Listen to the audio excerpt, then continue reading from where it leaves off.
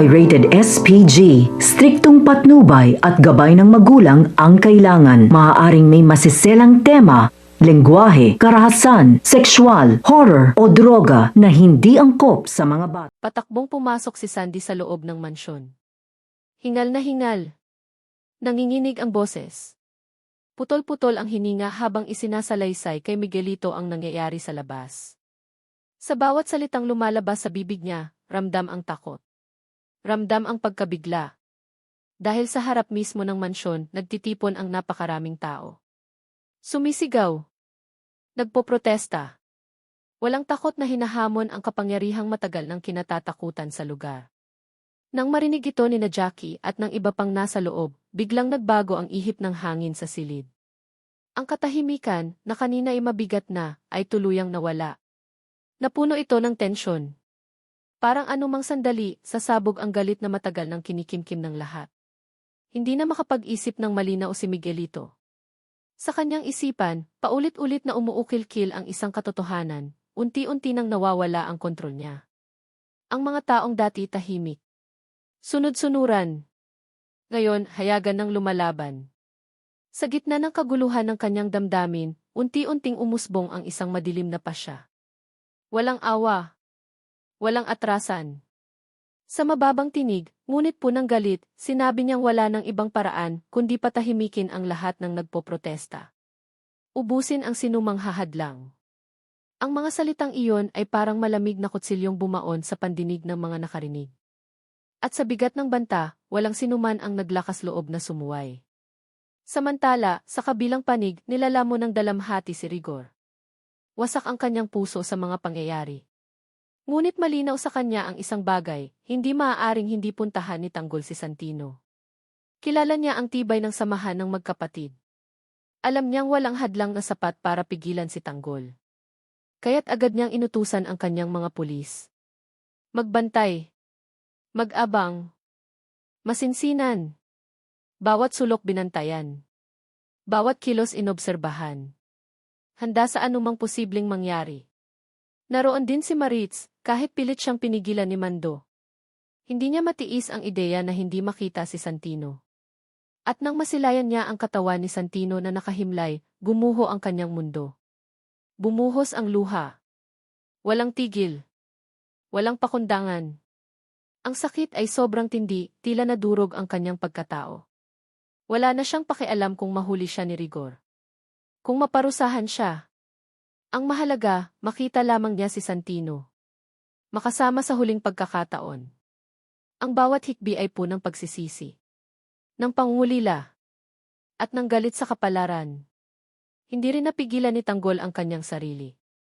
Nag-aalab ang kanyang galit. Handa siyang sumugod. Handa siyang gumanti kay Rigor. Ngunit alam ni Enteng, delikado ang binabalak ni Tanggol. Pilit niya itong pinakalma. Ngunit sarado na ang isip nito.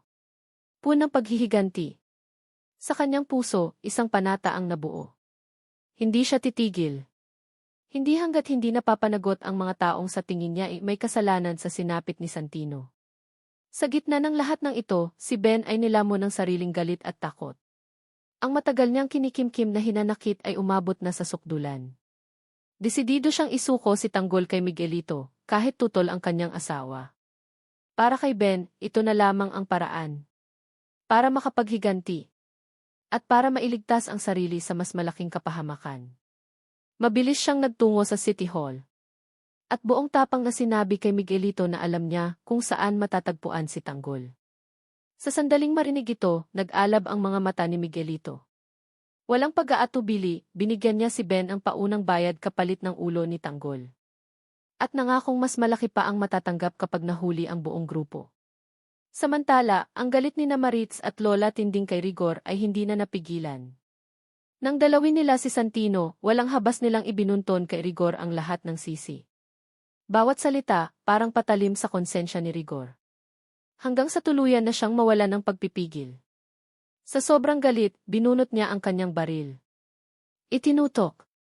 Handang gawin ang hindi na niya kayang bawiin pa. Kasabay nito, mabilis na kumilos si Miguelito. Bago pa man lumalim ang gabi, ipinaalam niya kay Rigor ang kinaroroonan ni Tanggol. Sama-sama silang nagtungo roon. Kasama ang lahat ng tauhan. Handang lusubin ang lugar. Si Ben naman ay nagmakaawa.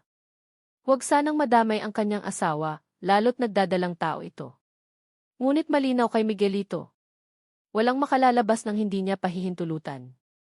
Walang kamalay-malay si Tanggol na napapalibutan na sila ng panganib. Hanggang sa marinig ang sigawan. Ang putukan. Sa labas. Doon lamang niya napagtanto na palapit na ang kalaban. Sa gitna ng kaguluhan, biglang lumabas ang asawa ni Ben. At sa bilis ng mga pangyayari, wala nang nagawa si Tanggol kundi masaksihan ang pagbagsak ng kanilang plano. Sa kanyang isipan, paulit-ulit na sumagi ang mapait na katotohanan. Mali ang kanyang naging tiwala.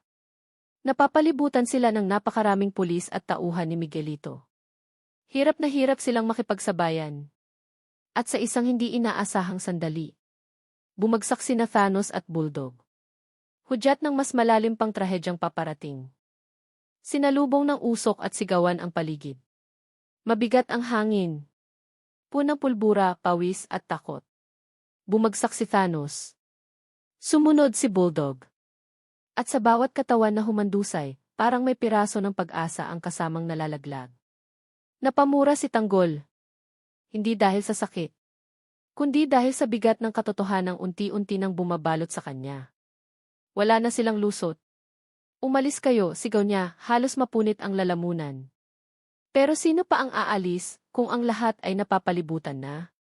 Sa labas, isa-isang pumwesto ang mga pulis. Mahigpit ang hawak sa baril. Malamig ang mga mata.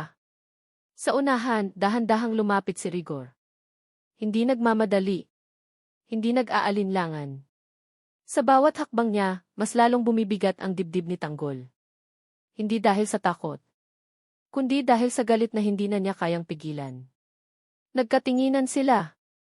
Walang salita. Pero sapat na ang titig para magbanggaan ang dalawang mundong matagal nang naghihintay ng pagsabog.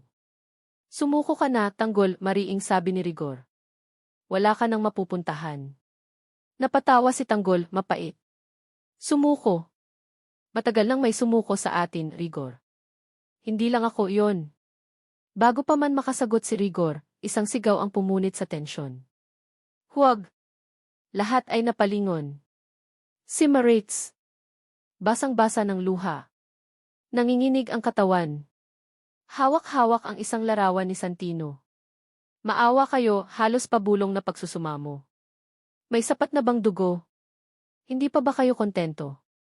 Sandaling natigilan ang lahat. Maging ang ilang pulis ay napababa ang baril. Pero si Miguelito, hindi.